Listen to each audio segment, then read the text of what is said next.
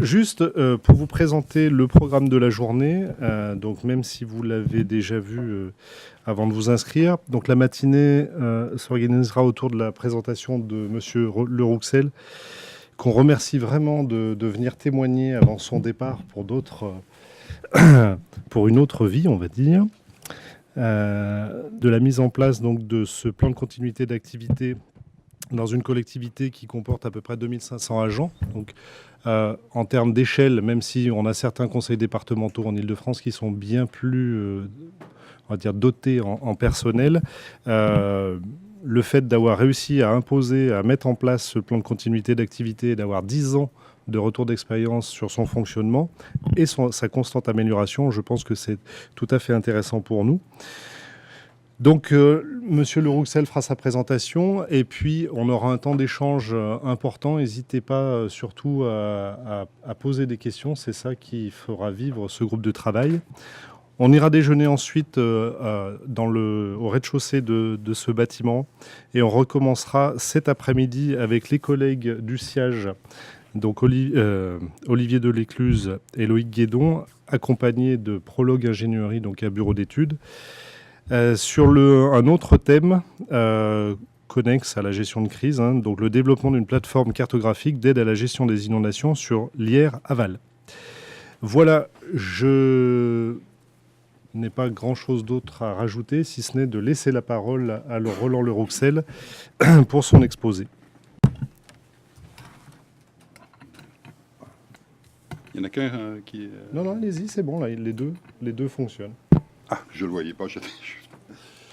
Bien, donc on va parler plan de continuité d'activité, mais on va parler plus largement dispositif de crise. Parce qu'un plan de continuité d'activité, effectivement, il est pour assurer la continuité de l'activité des services, mais il y a différentes crises, différentes natures de crise, et donc il peut y avoir différents modes de continuité d'activité.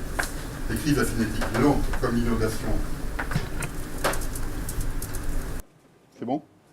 Des crises acinétiques lentes comme inondation permettent effectivement donc de mobiliser, c'est pas permettre, c'est nécessite de mobiliser l'ensemble des services à leur juste titre en fonction de ce qu'ils ont à faire pour à la fois assurer la continuité pendant la crise, mais également en post-accidentelle. Parce qu'on oublie souvent que la continuité d'activité n'est pas uniquement en cas de crise, il faut penser au post-accidentel. Non, c'est pas... Petit problème d'enregistrement. Bon. Et voilà. Et puis, il y a les crises acinétiques rapides. Donc, accidents industriels, accidents nucléaires, crises lentes aussi, mais pour lesquels il y a des modes de réaction différents et où là, on n'a pas un plan de continuité d'activité, mais quelque chose qui s'y apparente, et qui est un plan d'urgence et de réaction. Donc une première vue très rapide qui permet de situer le Loiret. On est à 1 heure de Paris, au sud de Paris. On est Orléans qui est dans la boucle, si je m'approche, ça ne sera pas sur les vidéos, enfin si bon, qui est sur la pointe la plus septentrionale de la Loire et qui a la particularité donc de former une cuvette, donc toute la partie sud de cette boucle constitue une grande cuvette qui constitue le lit majeur de la Loire. D'où un nombre de personnes impactées très important, puisque si on additionne les trois types de crues, la crue de la Loire, crue de Loine ou crue de Loing, ce sont près de 80 000 personnes qui seraient inondées. Si on s'en retient à la Loire, c'est 65 000. 3 000 entreprises, 31 000 logements. Un tiers des 334 communes du Loiret sont concernées. Et par rapport au risque inondation, par rapport à la directive inondation, eh bien, Orléans est catégorisé territoire à risque important. Voilà, simplement pour situer qu'il faut s'occuper de l'inondation, avec la difficulté particulière, c'est que cette crise majeure, elle ne s'est pas produite depuis cette crise centennale ne s'est pas produite depuis plus de 100 ans, voire 150 ans, puisque les dernières crues majeures sur l'Orléanais c'est 1846, 1856 et 1866. Il y a eu d'autres crues entre-temps, hein, mais elles sont de moindre importance. Donc, on a parlé d'inondation, mais comme tout département, il y a d'autres risques. Et le Loiret a finalement la particularité d'être concerné par 3 centrales nucléaires. Dampierre, bien entendu, qui est sur le territoire, mais également impacté par les périmètres de Belleville et Saint-Laurent-des-Eaux. On a des risques Céveso et on a bien sûr transport matières dangereuses et autres risques. D'où l'intérêt d'avoir une approche globale. Alors, cette approche globale, je vous présente une catégorisation des risques. Il faut l'avoir en tête. Alors, on ne va pas rentrer dans le détail, hein, vous l'avez peut-être déjà rencontré. Hein, il y a eu c'est un bureau d'études qui a produit ceci et qui permet d'avoir une approche non pas au travers d'un seul risque. Hein. C'est souvent la difficulté, c'est qu'on a tendance à rentrer par un risque, comme les communes avec leur PCS. Souvent, c'est PCS monorisque, alors qu'en fait, il faut avoir une approche globale et globale au-delà du risque majeur. Donc, on a les risques stratégiques de gouvernance à l'image, risques financiers, risques humains, risques opérationnels, risques exogènes et risques juridiques réglementaires. Ça, ce sont tous les risques auxquels sont confrontées une collectivité, et toute collectivité devrait s'intéresser à chacun de ces domaines. Alors, bien entendu, moi, mon équipe ne s'intéresse pas à tout, mais on n'est pas que sur risque majeur. Il faudrait faire un peu plus de détails là-dessus, mais par exemple, récemment, on s'est intéressé, on a un très gros projet donc de déviation, donc avec des impacts sur l'environnement, mais aussi des impacts médiatiques très forts. Suite aux événements du barrage de Sivens, dans le sud, on s'est dit, attention, il y a peut-être risque.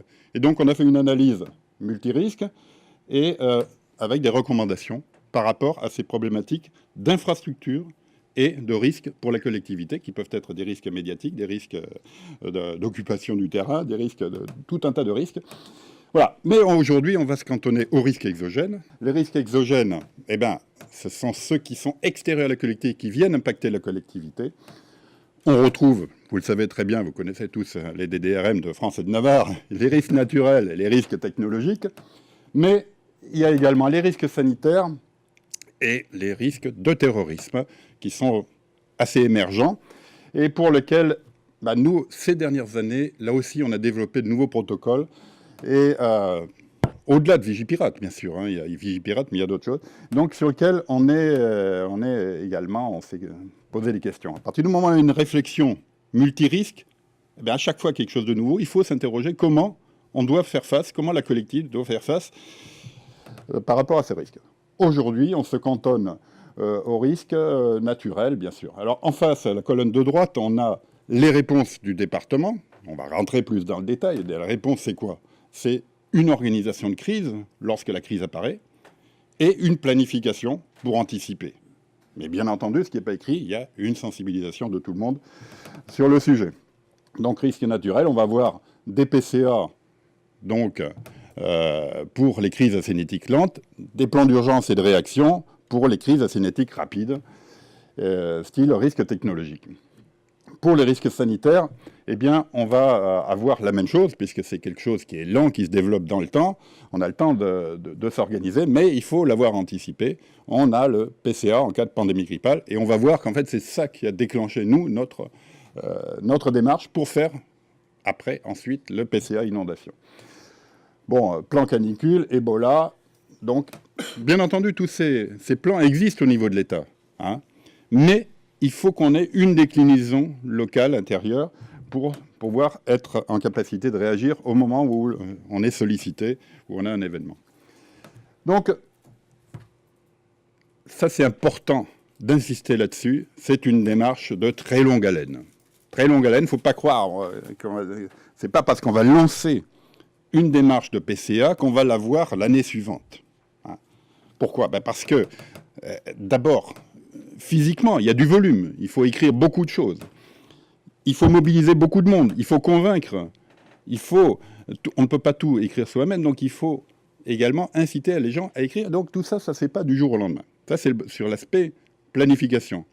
Après, sur les dispositifs de crise, c'est-à-dire transmission de l'alerte et autres dispositifs qui permettent de communiquer, eh bien, là aussi, il faut y penser et on ne va pas tout acheter du jour au lendemain, ou tout au moins faire évoluer les systèmes vers quelque chose d'opérationnel. Donc, nous, en fait, on a commencé en 2005 par une étude initiale, donc, qui vise à... c'est une démarche assez classique, hein, étude de vulnérabilité, qui vise à voir quels sont les risques auxquels la collectivité est exposée. À l'époque, on avait un SIG, mais qui était quand même rudimentaire. Et on verra que en fait, le cœur d'un système, c'est le SIG. En fait. Mais cette base, cette étude, nous a permis à ce moment-là de générer les premières bases SIG. Étant entendu que ultérieurement, ces bases se sont améliorées et à la fois en termes de contenu que d'utilisation. Donc une étude de vulnérabilité qui vise à caractériser les aléas, à caractériser les modes d'impact et donc la vulnérabilité de la collectivité au sens large du terme. On va voir qu'est-ce qu'on entend par ça. Et cette étude, qui avait été faite par le bureau d'études Armine de l'école des mines, d'Alès, pas de Paris, hein, eh bien, terminée par des recommandations. Alors on est content, on a un gros dossier, parce que c'est quand même gros, on a des recommandations, et on croit que le travail est fait, alors qu'en fait, rien n'est fait. Et c'est là que le bas blesse, parce que c'est maintenant qu'il faut rentrer dans le dur. On a des recommandations, mais la recommandation, c'est pas quelque chose d'opérationnel. C'est il faut faire ceci, il faut faire cela. Et donc, c'est à partir de 2007 qu'on se met en musique. Et donc, la première des choses à faire, avant même d'écrire quoi que ce soit en matière de planification, c'est avoir un dispositif de permanence qui permette de répercuter l'alerte le plus rapidement possible au plus profond de la collectivité, c'est-à-dire au plus près des agents, au moins des agents opérationnels. Parce qu'effectivement, on ne peut pas la répercuter partout. Donc, la première organisation, c'est donc l'organisation physique. On met un dispositif d'alerte, on met une permanence, on met en place une salle de crise, des moyens attenants. Donc ça, c'était en 2007, 2006-2007. L'organisation humaine, la permanence générale, eh bien, on y reviendra plus dans le détail tout à l'heure, et les correspondantes de crise. C'est le cœur du système, hein. Il faut avoir, au moins dans les directions opérationnelles, opérationnelles ou un peu moins opérationnelles, des correspondants de crise. Alors, on n'en a pas partout, bien entendu, parce que d'abord, il y a des petites directions, puis toutes les directions ne sont pas concernées au même niveau par les risques. Donc, mais il faut des relais, parce qu'on ne peut pas discuter avec les directeurs comme ça. Donc, on verra quand on arrive un peu comme un chien dans un jeu de quilles quand on veut faire un PCA. Et donc, il faut avoir des relais, si possible, motivés. Bon. Une fois qu'on a ça, eh bien, c'est bien parce que, en fait, si on a bien choisi, des gens qui s'auto-choisissent en général, hein, mais des correspondants dans les domaines, eh bien, on va s'apercevoir qu'il y a certaines choses qui se mettent en place tout seul, et certains dispositifs qu'on a mis au départ n'ont pas été conçus en amont par nous, quoi, en fait, mais ont bel et bien été conçus par les agents eux-mêmes, en particulier la communication. On a des modules qui permettent de communiquer en cas de crise à partir du site internet en l'espace d'une demi-heure, donc tout est mis en place avec fil d'information et tout. C'est fait avec des produits qui n'étaient pas destinés à ça, mais les gens étaient tellement motivés qu'ils ont tordu un peu le cou aux différents produits, et ils ont réussi à sortir des choses. Donc, l'organisation, parallèlement, on s'est aperçu qu'il fallait approfondir l'étude, parce que la première étude, en général, est une étude un peu globale. Bon, il faut aller plus dans le détail. De la première étude, on savait quels étaient notre bâti vulnérable. Eh bien, il fallait après faire des études par bâtiment inondable. Et pour savoir qu'est-ce qu'il fallait faire sur ces bâtiments, à la fois en termes physiques, c'est-à-dire faut-il, ma foi, conforter, faut-il déplacer tel ou tel équipement vulnérable, faut-il tout simplement déménager par rapport au bâtiment, et en tout état de cause, quels sont les réflexes à avoir, quels sont les réflexes que le personnel du site, proprement dit, doit avoir, et qui fait quoi dans le site en cas de survenance d'un risque, étant entendu que pour l'inondation, ça laisse du temps, mais en cas d'accident de transport matière dangereuse, un gaz de chlorhydrique qui se balade et comme ça, il faut pouvoir immédiatement avoir le réflexe d'une salle de confinement et de savoir qu'est-ce qu'il faut faire dans ce cas-là. Or, déjà, dès qu'on a prononcé le mot confinement, alors je sors du domaine inondation, eh bien, on est dans l'inconnu. Parce que autant on sait évacuer, autant on ne sait pas confiner. Tout au moins, souvent, on ne s'est pas posé la question.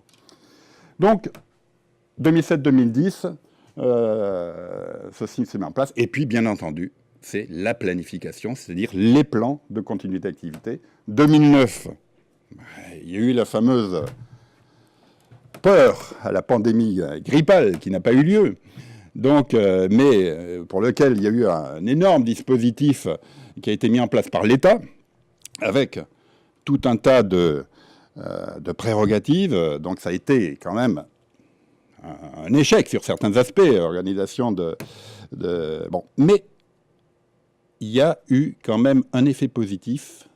Si on ne rejetait pas en bloc l'ensemble des consignes qui étaient données, on s'apercevait qu'en fait, tout était dedans tous les principes étaient déjà définis pour faire un plan de continuité d'activité, puisque le but du jeu, c'était ça. L'État imposait à ses services, mais également aux collectivités, de faire des plans de continuité. Mais c'était d'une complexité extrême.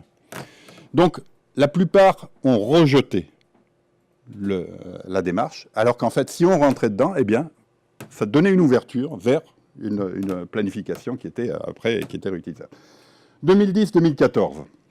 2010-2014, à partir du moment où on a une planification qui nous est propre, pandémie grippale, inondation, eh bien c'est là qu'on pense, et également les autres risques, on pense au post-accidentel, qu'on oublie souvent. Parce qu'en fait, la crise, elle dure pas longtemps, même si chez nous, du fait de l'effet de cuvette dont je parlais, on va avoir de l'eau pendant une semaine environ, quoi, hein.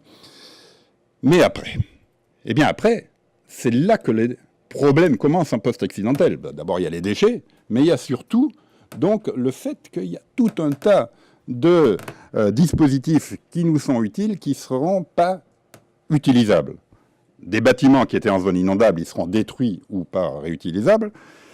Donc il faudra réaffecter les services, des réseaux qui mettront longtemps à redémarrer. Et donc le post-accidentel, c'est quelque chose qu'il ne faut pas négliger et auquel il faut penser dès le début, en fait. Quand on fait un PCA, on fait la gestion de crise, mais on fait le post-accidentel aussi, quoi.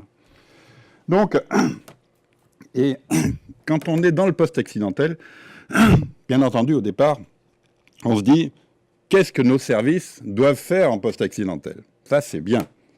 Mais il faut également avoir une approche plus globale et se dire, qu'est-ce que nos services peuvent apporter globalement à la population, à la collectivité.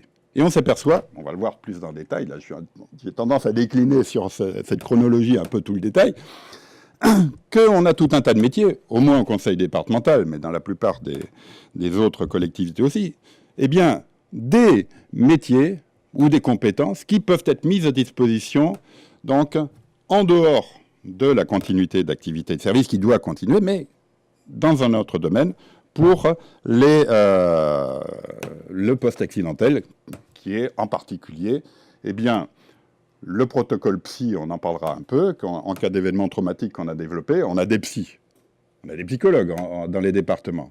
C'est quand même bête de ne pas utiliser ces psys en post-accidentel, sauf que un psy, il n'est pas omniscient.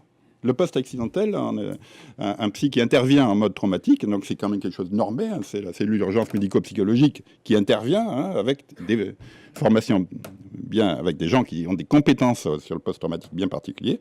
Et donc, eh bien, si on veut qu'ils interviennent en post-accidentel, après la crise, après l'inondation, par rapport à la population, il faut qu'ils soient formés, ces psys. Donc, voilà. Et il y a un autre aspect auquel on ne pense pas, c'est que dans la plupart des plans communaux de sauvegarde, en cas d'évacuation, on évacue la population vers des hébergements temporaires qui sont des salles polyvalentes, des collèges, des lycées. Et parmi ces ensembles de bâtiments, eh bien, il y a des bâtiments qui appartiennent au département. Par exemple, les collèges. Eh bien, on dit, bon, ok, tel collège est affecté en cas de risque à telle zone ou à telle commune. Ou telle commune est affectée à tel collège. Ou tel quartier est affecté à tel collège. Sauf, c'est bien, mais ça ne va pas se passer comme ça. Parce que le jour où l'événement arrive, c'est de la folie, quoi. Donc, les gens sont très... si on n'a pas réfléchi à la question auparavant, on aura du mal, on y arrivera, parce que malgré tout, le poste accidentel, ça va durer très longtemps, donc ça va se faire. Mais si on n'est pas réfléchi avant, eh bien, on sera en difficulté. Et donc, plan d'hébergement des sinistrés en collège, c'est ce qu'on a sorti en 2013, donc où on préaffecte dans les collèges, d'abord en fonction de type de collège qu'on a, il y a des collèges handicapés avec des équipements handicapés et autres, d'autres pas, on préaffecte donc déjà les types de collèges à des types d'hébergement, et à l'intérieur de collèges, on va préaffecter des salles, donc soit à la réception, soit tout simplement à l'hébergement.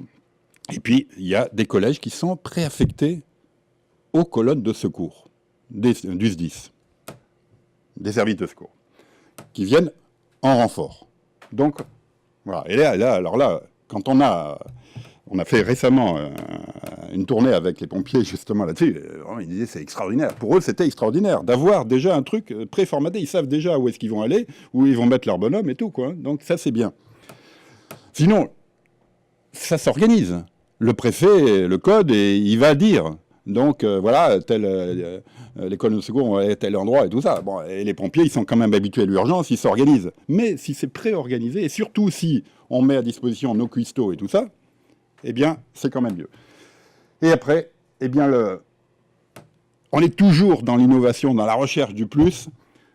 Si on a du temps après, je vous en parlerai. Eh bien, actuellement, on travaille sur quelque chose d'assez innovant pour les communes, hein, parce que les communes sont dans la panade actuellement pour faire des PCS qui sont tous soit monorisques, soit caduques, parce que en fait, ça évolue tellement, les DDRM tous les 5 ans, la connaissance des risques évolue, les plans évoluent. Donc, nous, on a un plan d'évacuation de la ville d'Orléans. Bon, et on dit à la fin, bon, toutes les prescriptions doivent être intégrées dans les PCS.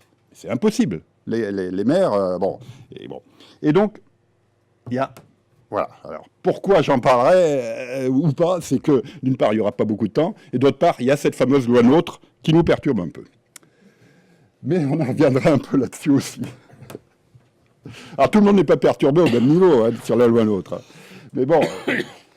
Alors, une autre approche, je ne vais pas trop rentrer dans le détail parce que j'en ai beaucoup parlé. En gros, vous voyez, il y a 3 grands... Il faut voir en colonne. À gauche, la première colonne, ce sont les outils pour fonctionner. Au milieu, la planification en termes organisationnels, c'est-à-dire qui fait quoi au niveau des services.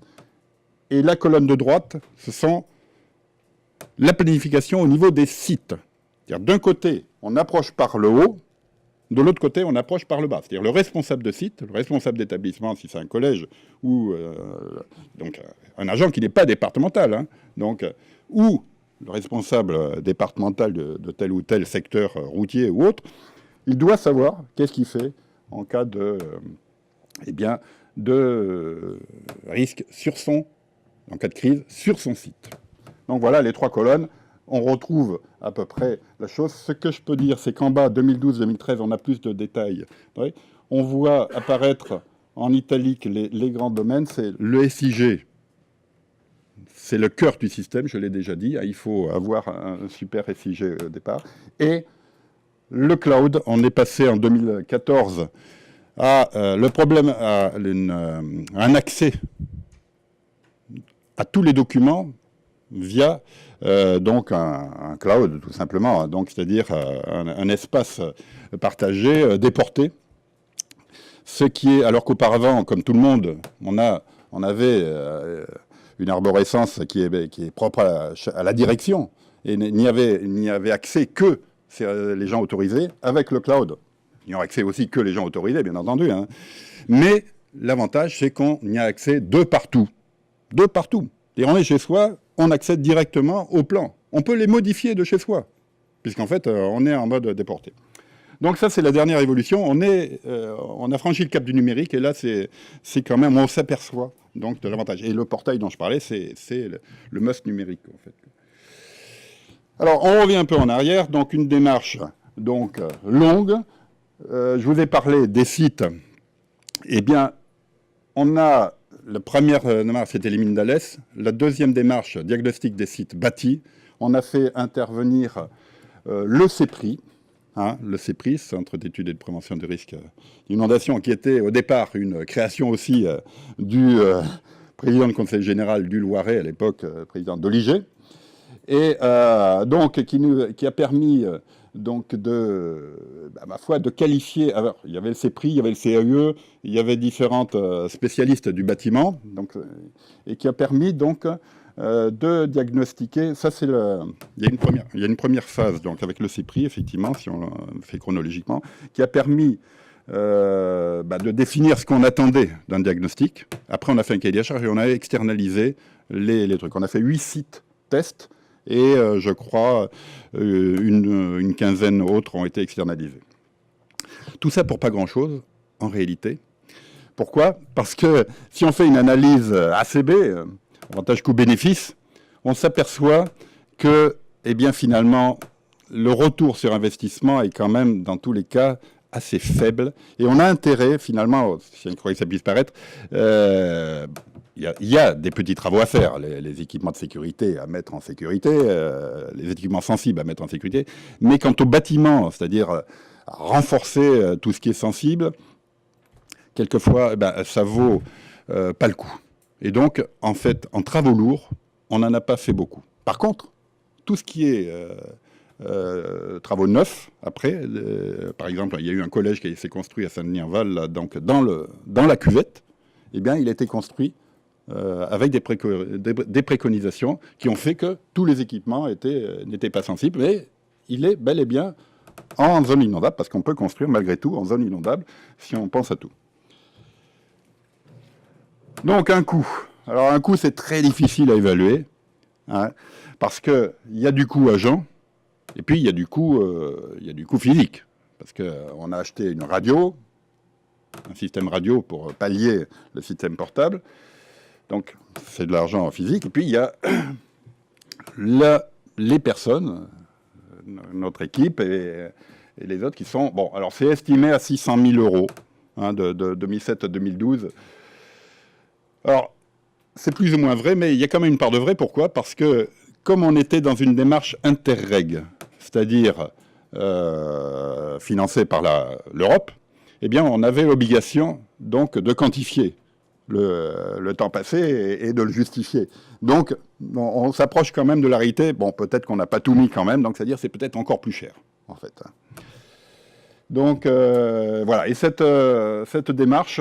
Donc, elle était avec d'autres pays, la Belgique, l'Allemagne, l'Irlande. On s'aperçoit que chacun a ses problématiques, mais ça permet de s'enrichir mutuellement. Et c'est pour ça qu'il y a à chaque fois des idées nouvelles qui apparaissent, en fait. Alors, on va rentrer un peu dans le dur. Donc, un plan d'urgence donc global. Un PCA, au départ, il faut l'avoir une approche globale. Et après, il faut le décliner par direction. Se décliner par direction, il y a 2 manières de le décliner. Dans tous les cas, effectivement, décliner par direction, ça veut dire que la direction doit savoir qu'est-ce qu'elle fait en cas de crise et après. Ça veut dire quels sont les services, les missions qu'elle maintient ou pas, quelles sont les missions nouvelles qu'elle va mettre en œuvre et comment. Et ça... La première des choses qu'on a fait, on l'a fait comme ça, et puis on a mis tout ça en vrac dans les plans. On a été content, on avait un gros pavé de 1000 pages, j'exagère un peu, de 500 pages. Donc pour l'inondation, un gros pavé pour la pandémie grippale, et puis d'autres pour les risques industriels.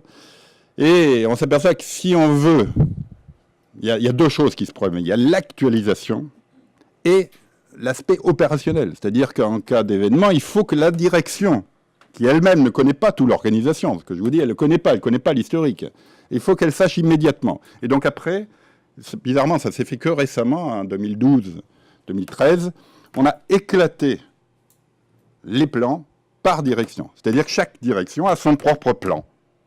Et c'est dans le cloud, ils ont accès uniquement à leur fiche réflexe et avec un contexte qui va avec. Donc, on l'a vu tout à l'heure, PCA, PPMS, hein, donc, voilà. Donc, première des choses, la collectivité doit définir qu'est-ce qu'elle veut faire en cas de crise. Qu'est-ce qu'elle doit assurer à tout prix pour la population? On va dire,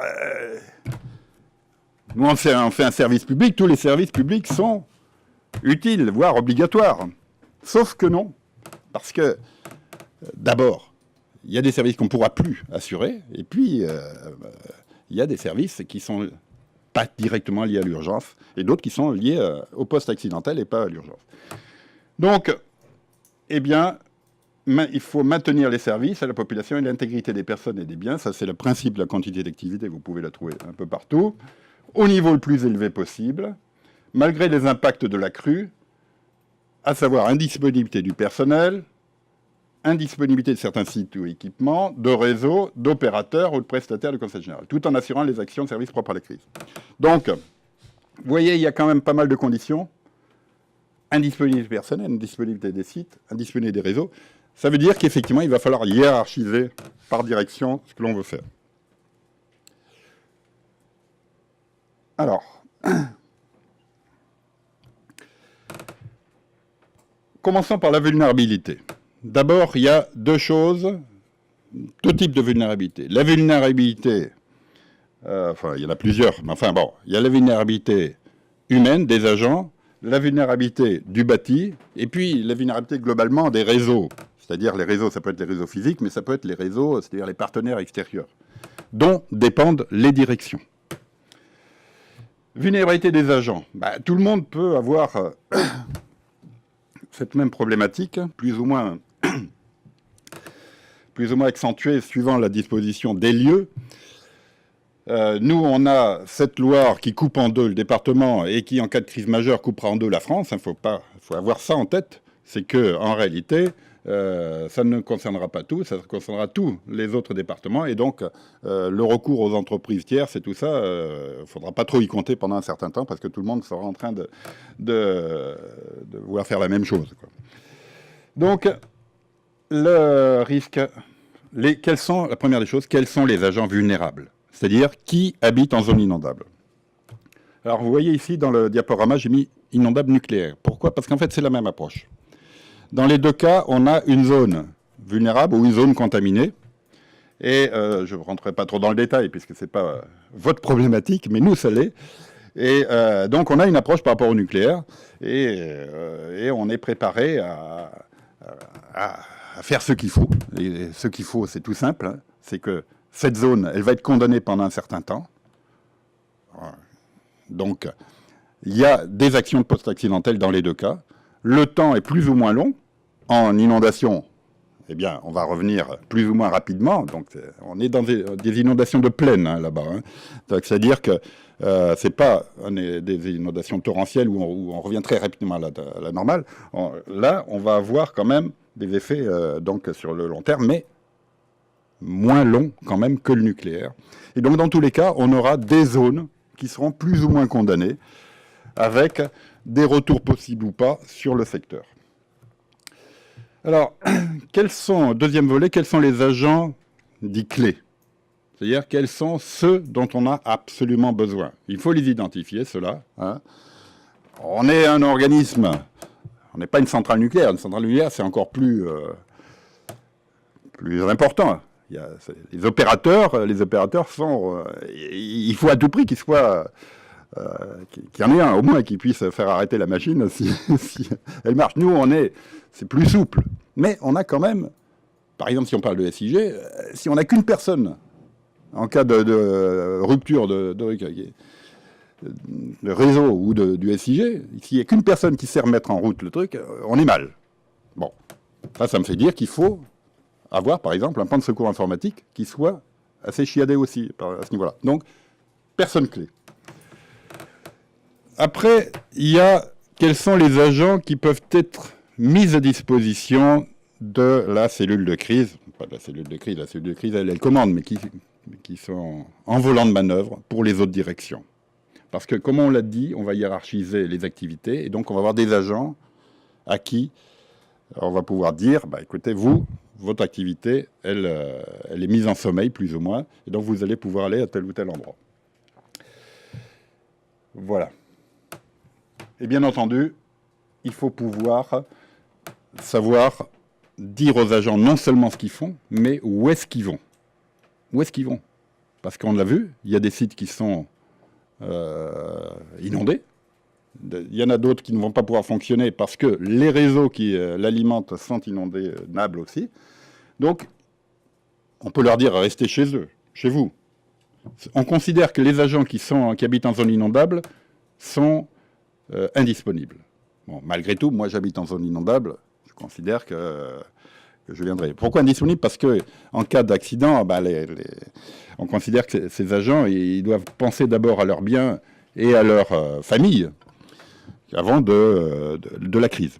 Mais bon, si on a des agents clés qui habitent en zone inondable, il faudra qu'ils anticipent la chose et qu'ils aient eux-mêmes un plan familial de sauvegarde assez bordé pour pouvoir donc intervenir, gérer leur famille et intervenir en cas de... Alors, deuxième volet, c'est le bâtiment. On a dit qu'on hiérarchisait les activités. Donc, on hiérarchise les personnes. Mais il faut hiérarchiser aussi le bâti. Pourquoi? Eh bien, parce que le niveau d'impact sur les biens et les personnes n'est pas le même suivant la responsabilité engagée par le département là-dessus et engagée par le président.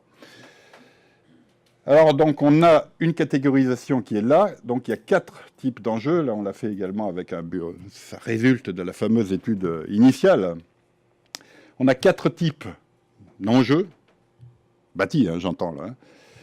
Donc, les premiers, c'est lequel le conseil général n'est pas propriétaire, mais il a des agents qui sont sous sa responsabilité à l'intérieur. C'est le cas, par exemple, de certaines maisons de l'enfance, où on peut placer des maisons d'enfance qui ne sont pas du bâtiment départemental, mais dans lesquelles il peut y avoir des enfants sous la responsabilité du président du conseil départemental.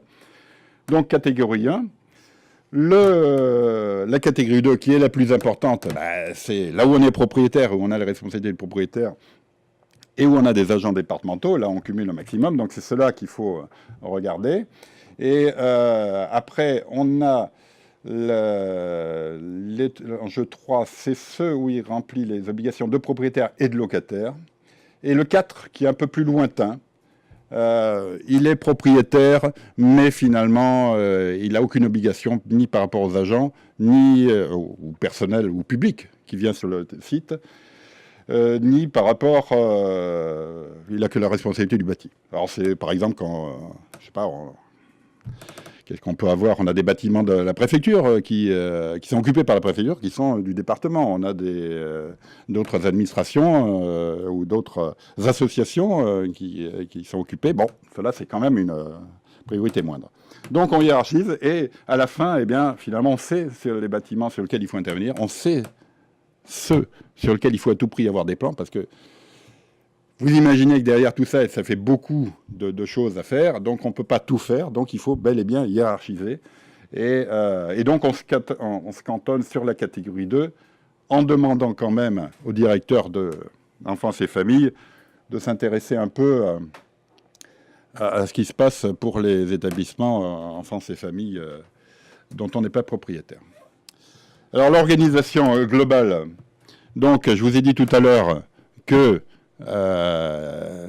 on a une organisation par direction, c'est la diapo suivante, mais en amont de tout ça, il faut quand même définir quelque part comment on va fonctionner pendant la crise, qui peut être plus ou moins longue, on l'a vu. Eh bien, si vous avez vu les plans de pandémie grippale de l'époque, on a repris exactement la même chose. Il faut définir l'organisation du travail, le temps de travail, la restauration particulièrement pour la pandémie grippale, mais pour l'inondation aussi. La pandémie grippale, vous savez qu'il faut avoir une distance entre les différentes personnes pour éviter les contaminations. Et donc, il faut avoir des repas gradués, légers, pour pouvoir s'affranchir des problématiques de réseau et de fourniture. Mais l'inondation, c'est à peu près la même chose. On n'a pas les problèmes d'écartement donc, par rapport à son voisin, mais on a bien ces problématiques de continuité d'activité des prestataires. Prestataires, donc restauration. Le télétravail, eh bien, tout le monde en parle, mais très peu le mettent en place, parce qu'en fait, c'est très compliqué à mettre en place si c'est très compliqué dans le cadre du droit normal. Mais dans le cadre de l'urgence, si on définit des modalités de mise en place en sortant un peu des obligations de signature de convention et tout le monde est confronté à ce problème de télétravail, j'imagine. Bon, il y en a quand même qui font du télétravail. Hein. Je ne dis pas que ça n'existe pas, mais c'est quand même difficile à mettre en place d'une manière globale. Donc là, on allège de la même manière on allège donc les modalités, de la même manière que le temps de travail, bien entendu. Le directeur des ressources humaines, enfin le directeur général, peut décider de nouvelles modalités, mais ça va mieux en l'écrivant. Donc, voilà. Les modalités de déplacement et tout ça. Donc ça, c'est le bloc qui chapeaute le tout et qui, après, eh bien, et après, on va décliner par direction. Donc, par direction, on a la vulnérabilité, on l'a vu, la mission à renforcer, à maintenir, à abandonner, les fiches réflexes. Ça, c'est important de savoir qui fait quoi, qu'est-ce qu'on a à faire, et le fameux plan de réaffectation.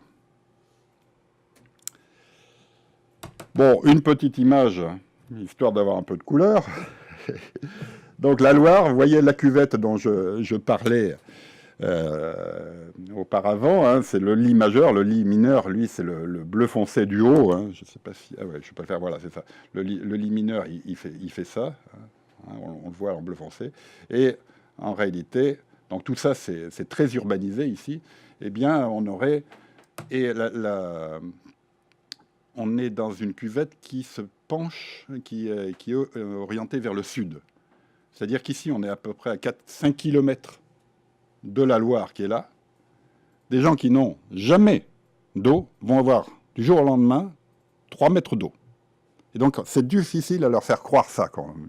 Mais pourtant, donc, c'est la réalité. Et il y a eu une grosse campagne, quand même, grâce à la révision des PPRI récemment. Donc, bon, petit à petit, ça rentre un peu dans les idées, dans les têtes, mais les habitants n'y croient toujours pas vraiment, en fait. Donc, oui, ça c'était pour imaginer, mais donc on voit que les points rouges ou violets, ce sont là où habitent les agents.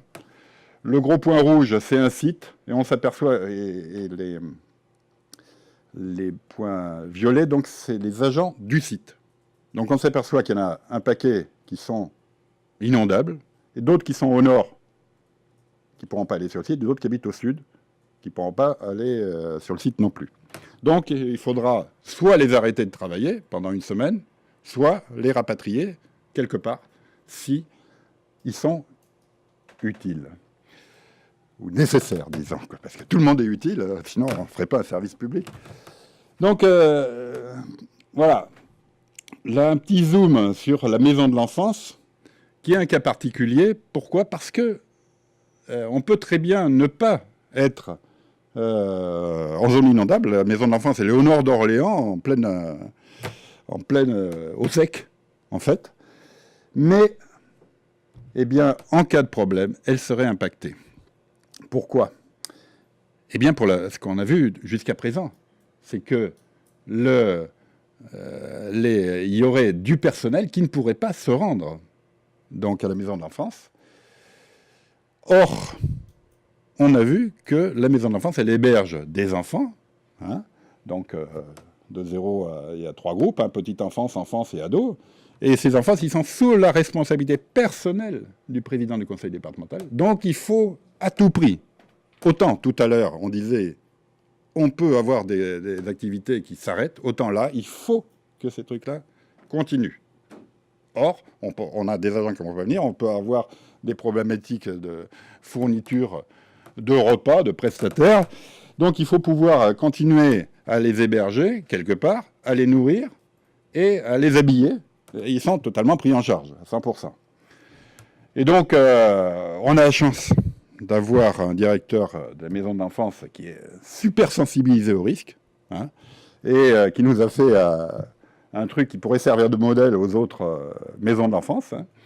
Donc, avec un peu le même principe de restauration minimale que dans les PCA de restauration, avec des mises à disposition de cuistots de collèges voisins qui seraient transférés, et donc et avec des effectifs minimaux et définis par groupe, puisque les groupes, eux, on ne va pas mélanger la petite enfance avec les ados. Hein. Donc par groupe, il faut assurer à tout prix avoir un psy, un encadrant, enfin plusieurs, et donc c'est pas simple du tout. Dans le domaine du social, de la solidarité, alors là, c'est la théorie, c'est ce qu'on a fait au début, c'est toujours d'actualité, mais ça change tellement souvent dans le social qu'on a du mal, enfin chez nous en tout cas, je ne veux pas généraliser parce que si on dit ça sur Internet, et donc, eh bien, c'est pas entièrement ultra opérationnel. Je le disais tout à l'heure, on a tout un tas de métiers qui sont utiles pour la collectivité.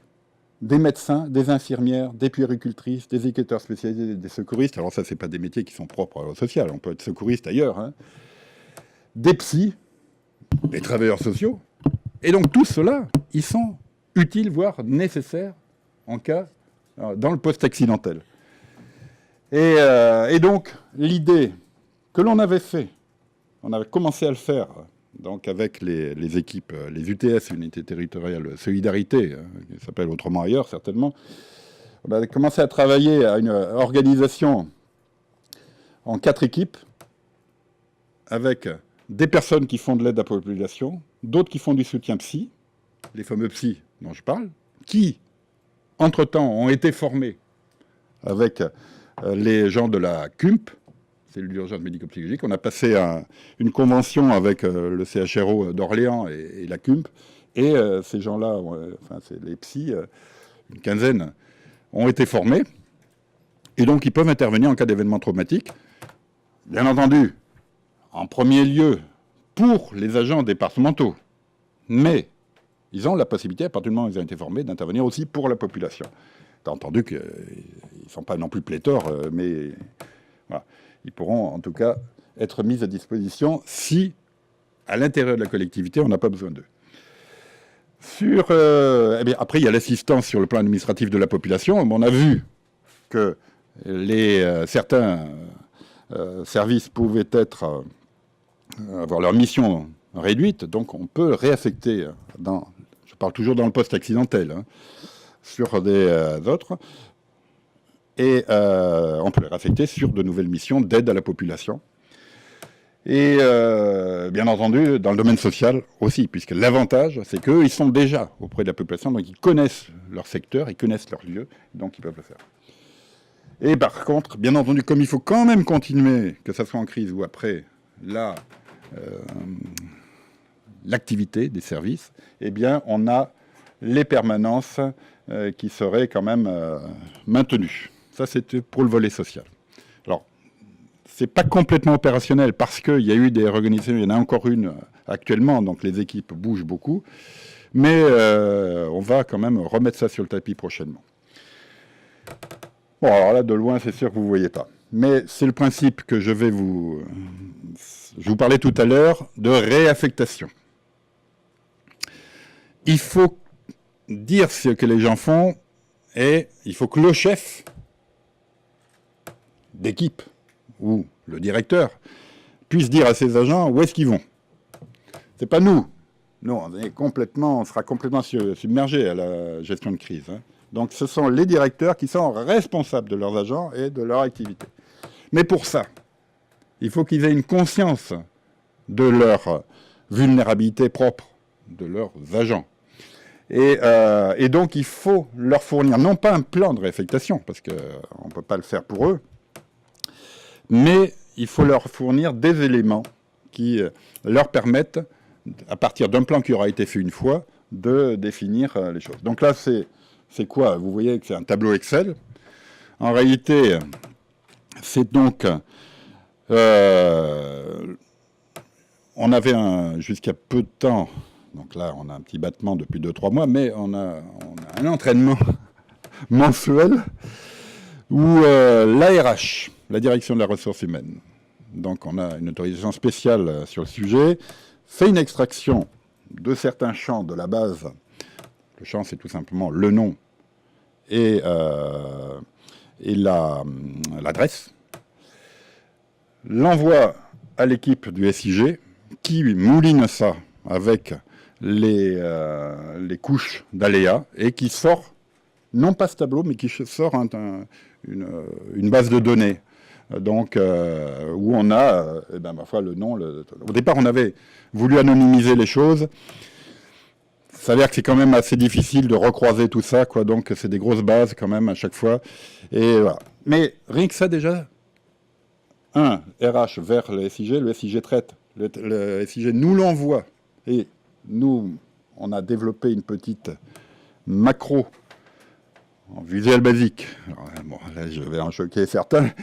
Et surtout que je choque, surtout s'ils sont informaticiens, parce que c'est là qu'on voit les limites de notre système. Je le dis ouvertement, parce que quand même, tout n'est pas... C'est beau, tant que les personnes clés ne sont pas défaillantes. Or, le VBA, eh bien, il faut savoir l'utiliser. Normalement, il fonctionne tout seul, mais imaginons que là, le SIG, la base de données qui transfère, ne soit pas sous le même format que attendu, eh bien, on peut avoir des problèmes. Or, le VBA, il n'y a pas grand monde qui sait le faire. Donc, au pire, si ce tableau n'est pas fait, alors ce tableau, c'est quoi? C'est tout simplement une mise en forme des données qui sont en ligne, sous forme de tableau où on voit, effectivement, c'est plus visuel immédiatement. Vous voyez, toutes les couleurs sortent automatiquement, les croix et tout ça sortent automatiquement. On voit ceux qui sont disponibles, s'ils sont au nord, s'ils sont au sud, ou s'ils sont en aléa, dans la colonne jaune, en aléa fort, faible, moyen. Tout ça, ça sort et c'est visuel. Donc le directeur, il reçoit en 6 heures de temps, RH, SIG, nous, directeur, ça se fait. Si le VBA ne marche pas, si je suis plus là, puisque c'est moi qui ai fait ça, eh bien, probablement que le SIG enverra directement ce qu'il faisait au début, directement les bases. Et finalement, au lieu de lire un tableau, ils liront un listing. En fait, et à partir de ce listing, eh bien, les directions doivent s'organiser. Alors, s'organiser, la direction ne peut pas, en fait, tout faire. Ce tableau est assez intéressant. Pourquoi? Parce que il y a des choses sur lesquelles on a pré-réfléchi quand même. Alors bien sûr, les chiffres, ils datent, puisque... pourquoi on s'entraînait tous les mois? Tout à l'heure, je vous ai dit, tous les mois, on faisait ça, parce que d'abord, il y a une petite manip. Il faut tester si l'adressage est bien au bon format, parce que faut pas croire, c'est pas parce qu'on a une adresse que l'adresse est interprétable par le SIG. Donc, ça permet d'avoir vraiment toujours une base nickel. Et surtout, pourquoi on le fait tous les mois? C'est parce que ça bouge tout le temps. Sur 2500 agents, il y a un taux de turnover colossal, quoi, en fait. Et donc il faut avoir des chiffres qui s'actualisent assez rapidement. Donc, quel est ce tableau? C'est simplement pour vous dire qu'il y a une réaffectation qui doit être pensée par bloc. On a vu que Orléans Sud, on a vu qu'on est coupé en deux. On a le sud et le nord.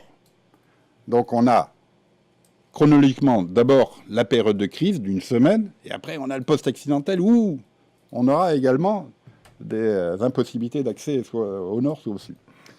Donc, le problème, c'est que pour chaque zone, on a des agents qui sont indisponibles, cela, on a dit qu'on les éliminait, mais on a des agents qui habitent au nord qui ne pourront pas aller au sud, si le site est au sud, et inversement, qui habitent au sud qui ne pourront pas aller au nord si le site est au nord.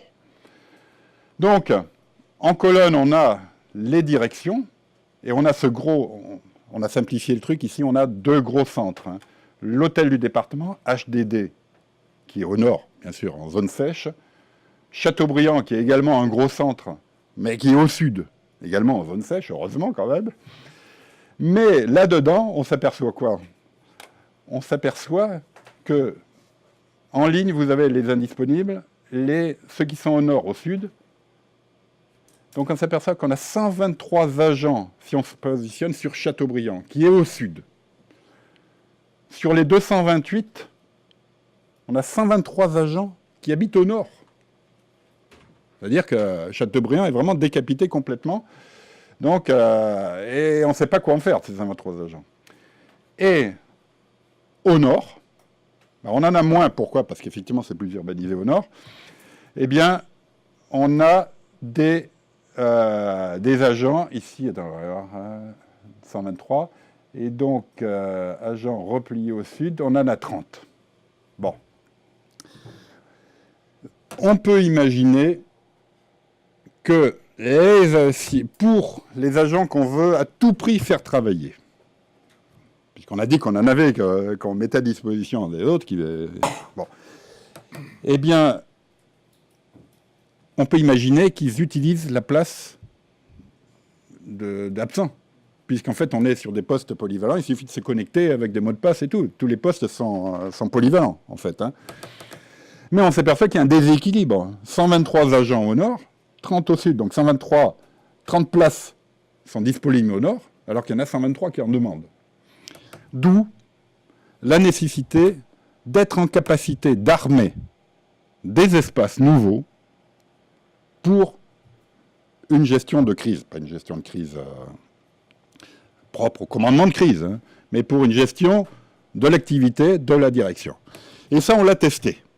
Et à notre grande surprise, hein, parce que honnêtement, on n'y croyait pas. Donc, on a activé une salle des archives, hein, une salle polyvalente de lecture des archives. Donc, chacun est venu avec son portable, les réseaux ont été mis en place et tout s'est fait sur une salle qui, au départ, n'était pas connectée donc, au réseau. Donc, voilà. Alors, bien sûr, on a un peu anticipé, parce qu'on savait qu'il y avait cet exercice. Les agents savaient qu'ils allaient devoir faire ça, mais au Synchro-Express, ça a marché. Donc, on l'a testé une fois. C'était en 2010, on ne l'a pas retesté depuis. Parce que pour tester ce genre de choses, il faut le faire à l'occasion d'exercices plus globaux. Hein. Donc, c'est dans le cadre d'un exercice de la préfecture qu'on a fait cela. Donc, voilà. Alors, pour les autres, eh bien, sur ces 123 agents, il faut que chacun s'organise. Est-ce que c'est les directeurs? Est-ce que c'est nous qui piloterons? Bon, là, on ne sait pas encore exactement. On ne peut pas tout écrire. Il faut savoir que tout ça, ça va, en cas de crise, ça va très vite. Et donc, il y a beaucoup d'improvisation. Mais il n'empêche que si on n'y a pas réfléchi un peu en amont, c'est quand même valable. Bon, alors, le cas particulier des routes, eh bien, vous imaginez que, comme le département est coupé en deux, s'il y a bien un service qui doit assurer la continuité, c'est bel et bien les routes. Parce qu'elles doivent avoir des équipes 24 heures sur 24 pour poser les panneaux, mais également pour intervenir en cas d'accident ou autre. Et on a un déséquilibre. Les agents qui habitent au nord, eh bien, ils ne pourront plus aller au sud. Donc si on veut avoir des équipes 24-24, eh bien, il faut que les agents des routes eh bien, s'organisent. Et ça, on ne peut pas la faire à leur place. Hein. Et eux-mêmes ne peuvent pas le faire non plus trop en amont, puisqu'il y a un tel turnover qu'ils ne savent pas au moment où la crise arrive qui est vulnérable ou pas. Donc ils doivent le faire le jour venu, mais il faut qu'il l'ait fait au moins une fois pour avoir ses équipes. Bon, a priori, lors de l'exercice, ça c'est fait, quoi.